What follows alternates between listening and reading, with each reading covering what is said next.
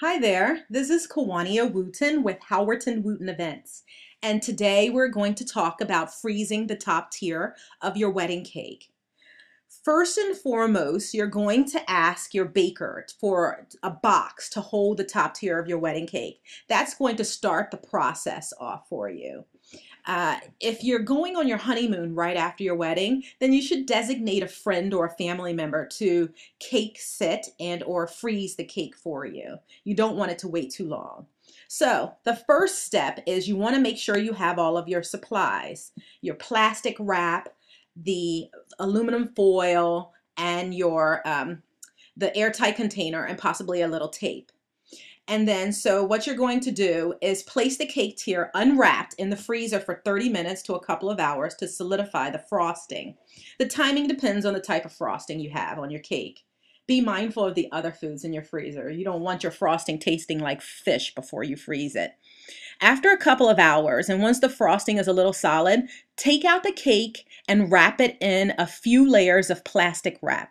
The goal is to prevent air from touching the cake over the next year. And make sure you don't have any air pockets. After you wrap the cake in plastic, wrap the cake in aluminum foil. I recommend 2 layers. Then place the wrap cake in an airtight container, like Tupperware, Gladware, or something, and store the cake in the back of your freezer until your wedding anniversary. Never take, never take for granted that this top is on tight. Make sure you hear that seal that you hear all of these manufacturers talking about, because you want to make it nice and tight. Then never, never take your cake out of the freezer, because it can affect the cake's moisture levels. If you don't have any good freezer real estate, ask a friend if they'll store your cake for the next year. Somebody who has a nice big freezer.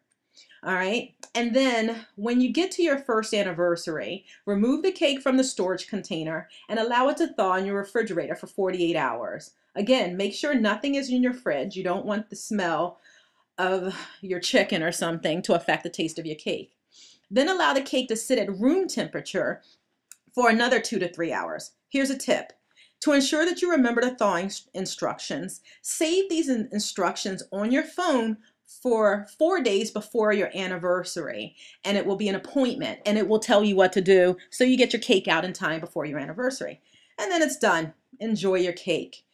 We would like to thank, first and foremost, Tony Richards Photography for the first picture on the cake, and the Cakery for making us this wonderful top tier. It was good.